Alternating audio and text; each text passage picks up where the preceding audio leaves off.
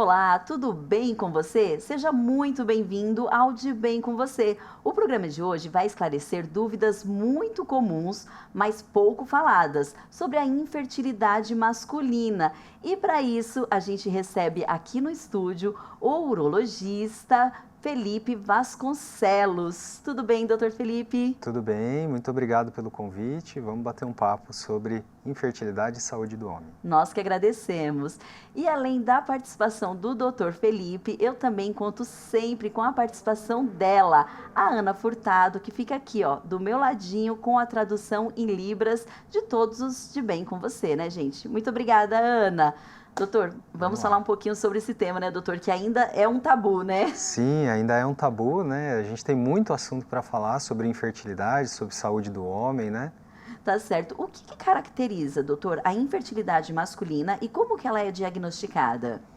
Bom, a infertilidade masculina, ela é definida, né? Na verdade, o quadro de infertilidade todo, ele é definido como a incapacidade que o casal tem de conseguir conceber uma gestação durante um período de 1 ano de tentativas, né? Eles ficam tentando com relações de 2 a 3 relações por semana e após 1 ano tentando, não conseguindo ter, né, nenhuma gestação, a gente considera que de fato existe um quadro de infertilidade, né? Então, o casal é considerado como infértil após esse período. Sim, e aí é importante investigar os dois, né? Tanto o homem quanto a mulher.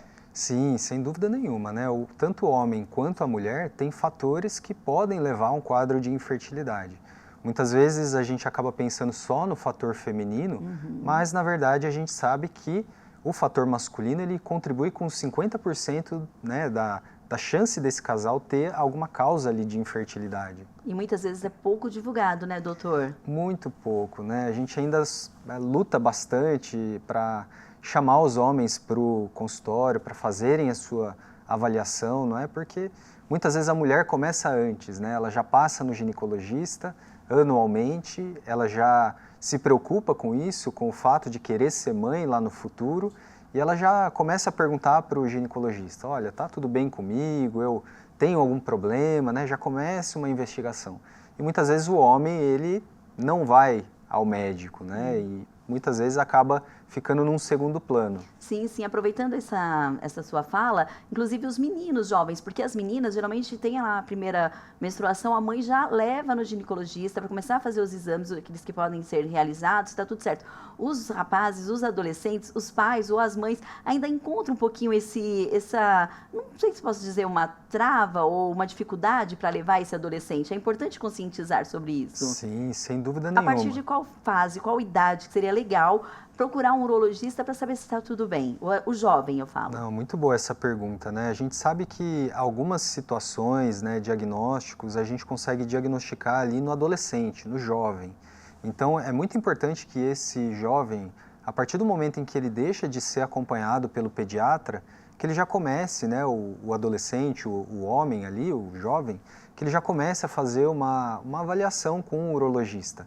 Existem causas ali de infertilidade que muitas vezes a gente consegue diagnosticar nesse primeiro momento e evitar que no futuro ele tenha consequências, né? De repente, descobrir, depois de casado, depois de 1 ano tentando ter filho, que ele infelizmente não tem essa condição, né? Perfeito, a gente sempre fala aqui no De Bem com Você, prevenir é muito melhor do que tratar.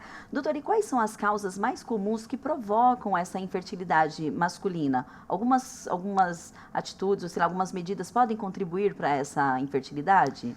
Sem dúvida, a gente tem algumas situações que não dependem muito de hábitos que a pessoa tem, não é? Como, por exemplo, a varicocele é uma das causas que a gente tem de infertilidade, e a gente tem outras causas, como uso de esteroides anabolizantes, uso irregular de testosterona. Muita gente faz a reposição hormonal sem o devido cuidado, sem pensar nas consequências, não é? A gente tem doenças de uma forma geral, hipertensão, diabetes, a obesidade, não é? O sedentarismo, isso tudo contribui para que o potencial de fertilidade daquele homem seja menor. Olha só, são vários motivos, né?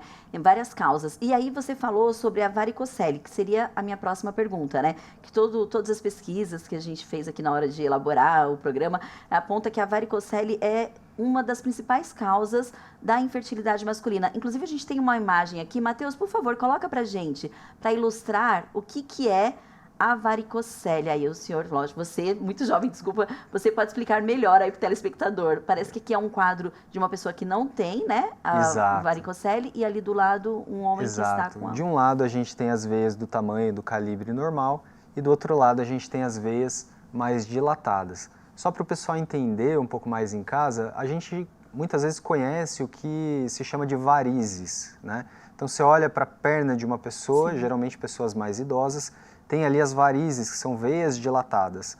Basicamente, a varicocele seria uma variz que acontece na região do testículo, não é? Elas são internas. São internas. A gente muitas vezes consegue perceber isso pelo exame físico, olhando ali para o testículo daquele adolescente, daí a importância desse adolescente procurar já. E por outro lado, a gente consegue também palpar muitas vezes essa varicocele e até mesmo identificar essa varicocele por meio do exame de ultrassom.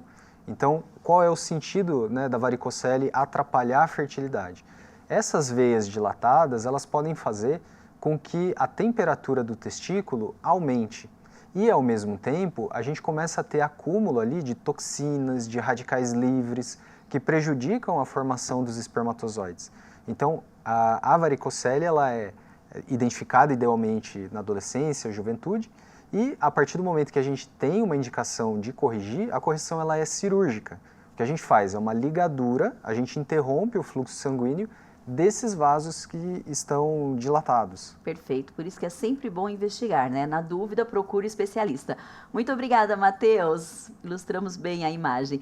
Doutor, e assim como as mulheres, a idade do homem também influencia a questão da fertilidade? Geralmente a gente escuta que não, que um homem pode ser pai enquanto ele estiver vivo. É real isso, é verdade? Você sabe que essa é um mito, né, que muita gente cultivou por muito tempo, né, de que o homem ele mantém o potencial reprodutivo ao longo dos anos, né, independente da idade, o homem ele vai ter aquele mesmo potencial reprodutivo. E hoje a gente tem trabalhos que mostram justamente o contrário. Com a idade, principalmente com fatores associados, né, de pressão alta, diabetes, a questão do sedentarismo, hábitos de vida, né, como tabagismo, o consumo de álcool, tudo isso atrapalha a produção de espermatozoides. Então, nós sabemos hoje que o potencial de fertilidade desse homem, né, aquele espermograma que a gente sempre faz na análise desse homem, ele tem uma tendência de piora com o passar do tempo. Não é? Então, diferente do que a gente pensava antes. Durante muito tempo nós pensamos assim, doutor. Olha só, gente, a vasectomia é um procedimento contraceptivo masculino relativamente simples, mas que ainda levanta muitas dúvidas. No próximo bloco, o Dr. Felipe vai explicar tudinho sobre esse assunto pra gente. Então, fica aí que nós já voltamos.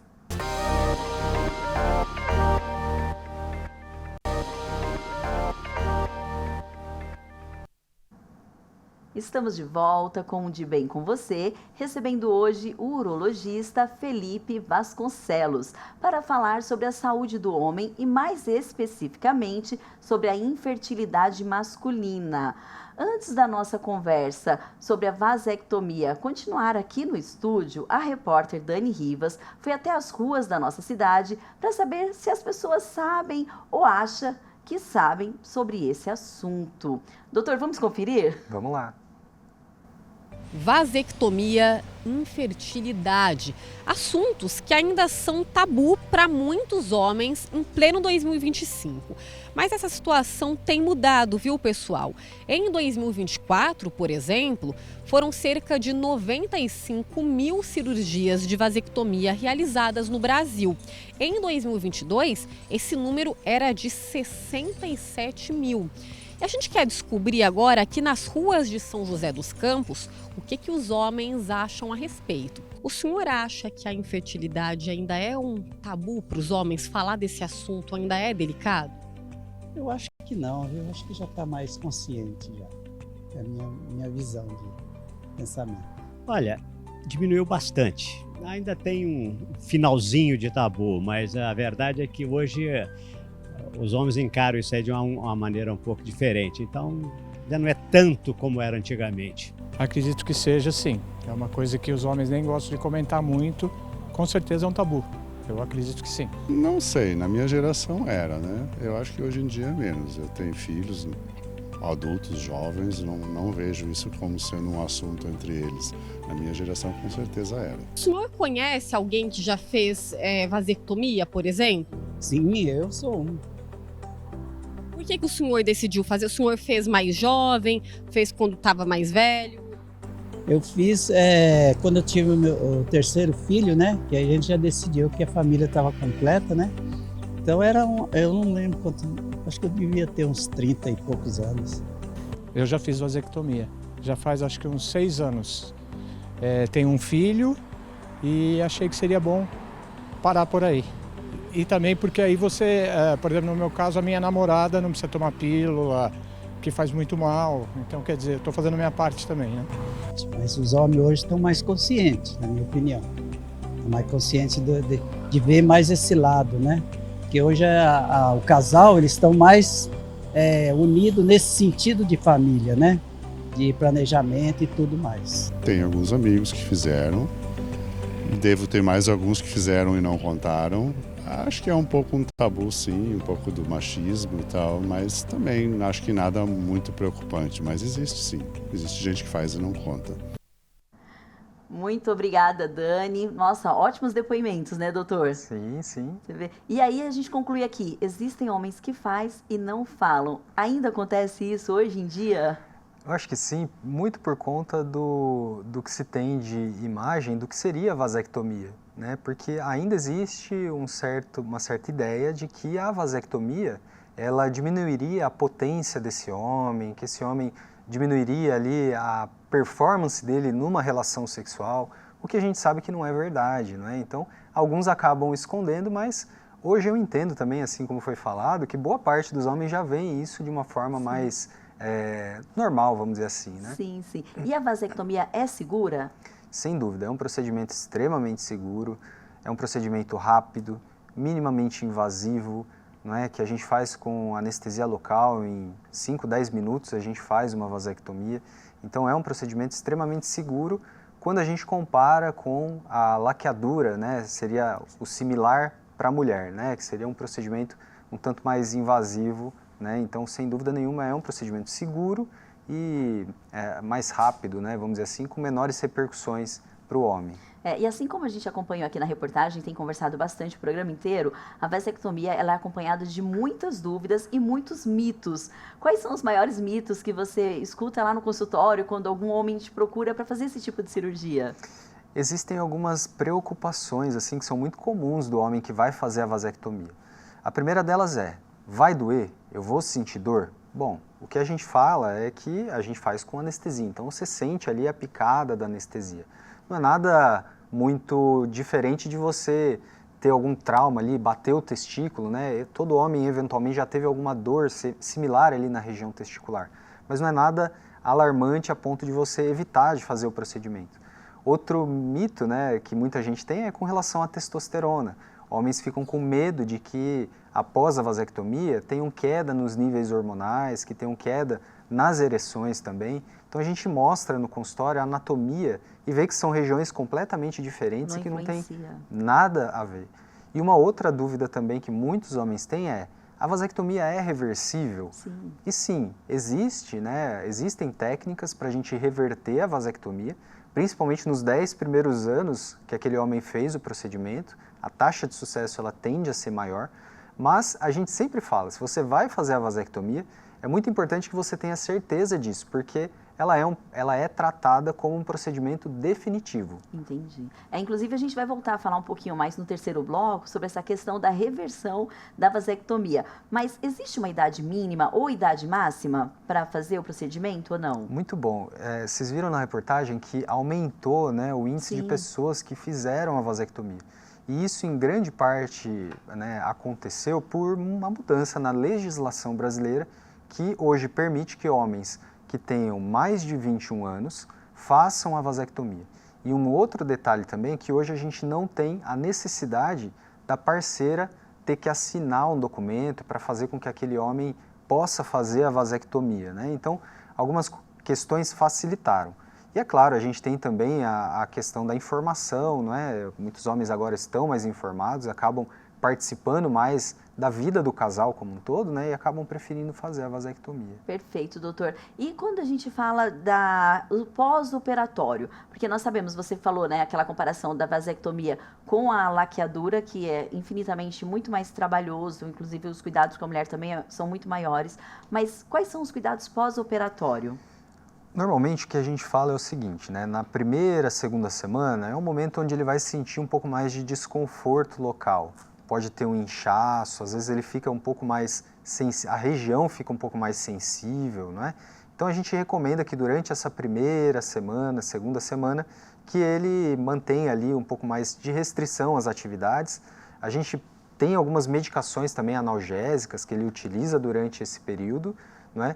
E um dos cuidados que a gente tem também após a vasectomia é aguardar um período aí de aproximadamente 60 dias, onde a gente faz um espermograma após esse período de 60 dias para garantir que realmente a gente não encontra mais espermatozoides no líquido seminal, né, para liberar esse homem para ter as relações. Perfeito, seria até inclusive a minha próxima pergunta, né? O espermograma, ele é o principal exame para detectar, mas ele também consegue detectar outras doenças, né? Então, Sim. De quanto em quanto tempo que o homem deve fazer? É importante procurar um urologista para realizar esse exame? Sim, o espermograma ele é um exame que é solicitado baseado nos sintomas que aquele paciente tem, na queixa que aquele paciente tem.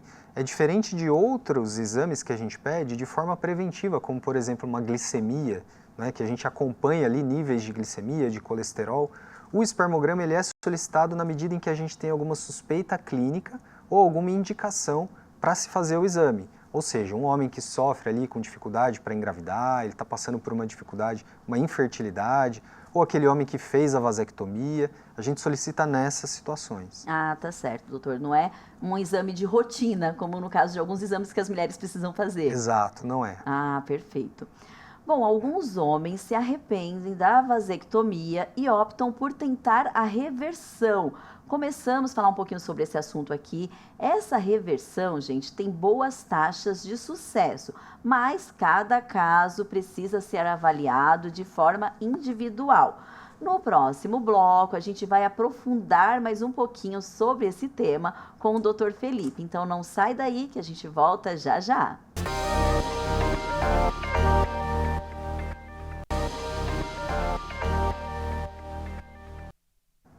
O De Bem com Você de hoje recebe o urologista Dr. Felipe Vasconcelos para uma conversa franca e esclarecedora sobre vasectomia e reversão. A vasectomia é considerada um dos procedimentos permanentes, mas a reversão pode ser uma alternativa para quem decide, de repente, aí tentar ter mais filhos biológicos no futuro, né, doutor? Então, quando a gente fala em reversão da vasectomia, existe um período, você começou a falar sobre esse assunto no segundo bloco, mas a gente vai aprofundar um pouquinho mais aqui. Qual que é o período ideal para fazer essa reversão? Muito legal, assim. Quando a gente vai falar sobre reversão de vasectomia, existem alguns detalhes que a gente gosta de frisar com o casal, né? Muitas vezes esse homem, ele ou está em um novo relacionamento, ou ele quer ter mais filhos com a mesma parceira, e aí a gente vai analisar alguns pontos que são importantes para definir se a gente vai partir para uma reversão de vasectomia ou se a gente vai escolher outras técnicas para que esse casal consiga engravidar. Um dos fatores que a gente analisa é o período em que esse homem ficou aí vasectomizado. Quanto mais tempo a gente tem de vasectomia, se esse período ele é maior do que 10, 15 anos de vasectomia, as taxas de sucesso que a gente tem com a reversão são taxas muito inferiores. Então, a gente avalia a questão do tempo e um outro fator também que a gente analisa é a questão da mulher. Por quê? Porque a mulher, a gente tem que analisar a reserva ovariana dessa mulher e a idade dessa mulher também. Porque se a mulher tiver com uma idade mais avançada, se ela tiver após os 35, 40 anos de idade, mesmo que se faça a reversão de vasectomia, até que a gente consiga ter o sêmen com espermatozoides, pode ser que leve muito tempo. E às vezes esse tempo a mulher pode ter uma queda ainda maior da sua fertilidade. Então a gente analisa junto com o casal a melhor opção. Ou é a reversão, ou é partir, por exemplo, para um tratamento como a reprodução assistida, a fertilização in vitro, onde a gente antecipa um pouco esses resultados. Certo. E os homens que passaram por esse procedimento de vasectomia, você falou de algumas outras alternativas. Além da fertilização in vitro, existe outra alternativa com o homem especificamente, que foge da vasectomia? Quando a gente vai tentar fazer com que um casal engravide sendo um homem vasectomizado, a gente tem a técnica da reversão e a gente tem a técnica da punção do testículo, onde a gente vai puncionar ali a região mais especificamente do epidídimo, que é uma estrutura como se fosse um estoque ali dos espermatozoides, e a gente punciona esse local e utiliza então esses espermatozoides para fertilizar o óvulo da parceira. Então essa é uma outra técnica que esses homens podem utilizar. Perfeito. E a gente sempre falou, né? A gente falou aqui o tempo todo que não causa impotência, é a questão da vasectomia. Acho que é importante a gente trazer de novo esse tema aqui para o terceiro bloco, para fechar o nosso programa. E também quais são os principais alertas e cuidados, né, que os homens devem ter. Nós falamos no comecinho ali sobre aquela varicocele. Só que a gente acabou não falando sobre os sintomas físicos. O homem sente alguma dor na região? Quando que ele deve procurar o urologista? Perfeito. Assim, a varicocele é uma alteração que por vezes ela não gera sintoma nenhum. Então esse homem ele pode passar anos sem ter sintoma algum. Um dos sintomas principais da varicocele, mas que não está presente em todo mundo, é a dor testicular. Então se esse homem ele sente algum desconforto, uma sensação de peso na região do testículo, é muito importante que ele procure ajuda. Pode ser varicocele, pode ser uma hernia inguinal, pode ser que não seja varicocele. Mas é importante investigar. Se você tem dor no testículo, é um dos principais sintomas que a gente tem que analisar para verificar o que é.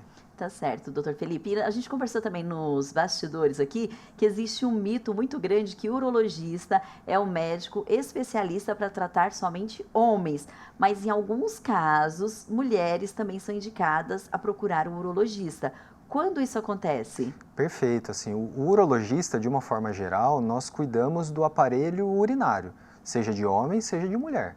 Então, tanto homens quanto mulheres podem ter a chance de ter cálculos renais, de terem tumores renais, de terem infecções urinárias, sendo que as infecções são muito mais frequentes nas mulheres, não é? Então, a mulher especificamente tem todo um cuidado ali de incontinência urinária, que eventualmente a mulher pode ter, né? Perder a urina, ter uma dificuldade de segurar a urina. Portanto, a mulher, ela também pode precisar do urologista, não é só o homem. Ah, perfeito. E um outro assunto também que a gente conversou bastante aqui nos bastidores, a questão dos adolescentes, né? Que muitas vezes os adolescentes, eles precisam de algum esclarecimento, ou esclarecer algumas dúvidas relacionadas à sexualidade, que não tem abertura, ou não tem coragem de perguntar para o pai, para a mãe. Então, você recebe alguns jovens com essas dúvidas também, né? Sim, muitos jovens que estão iniciando ali a atividade sexual, que têm muitas dúvidas, que de repente não tem uma abertura tão grande em casa para falar sobre determinados assuntos. A gente aborda também a importância desse adolescente estar consciente sobre o risco que ele tem de adquirir uma infecção sexualmente transmissível, da importância da utilização do preservativo, da importância da prevenção do planejamento familiar. Não que esse menino não deva ser pai no futuro, não é nada disso, né? Mas a gente tem que se preocupar com a gravidez na adolescência também, que pode, de certo modo, mudar os planos desse adolescente. Então, tudo isso faz parte da consulta, né, com o urologista. Perfeito, doutor. E voltando agora para o tema vasectomia, como que a esposa ou os familiares podem conscientizar ali os homens, né? Algumas dicas práticas, que a gente sabe que tem muitas mulheres acompanhando a gente, muitas famílias, que de repente têm interesse, mas algumas dicas para, olha, procura um urologista, vamos começar a falar desse assunto, quem sabe não termina aí com sucesso. Então, assim, o casal ele deve procurar sempre conversar, manter um diálogo aberto, inclusive sobre o planejamento familiar. Eu recebo muitos homens no consultório que, assim como foi falado nas entrevistas, homens que acabaram optando por fazer a vasectomia porque a esposa precisava ficar tomando anticoncepcional para o resto da vida. Às vezes a esposa tem algumas complicações com o uso do anticoncepcional. A cirurgia da mulher tende a ser uma cirurgia bem maior em termos de complexidade quando a gente compara com o lado masculino. Então a ideia é essa, é tentar trazer um pouco esse homem, primeiro, para um primeiro contato ali com o urologista e, naturalmente, se esse for o desejo da família, o urologista vai saber orientar esse casal e principalmente esse homem com relação a quebrar alguns mitos e alguns medos também. Perfeito, muito bem esclarecido. E por falar em esclarecer, informação é tudo, não é mesmo?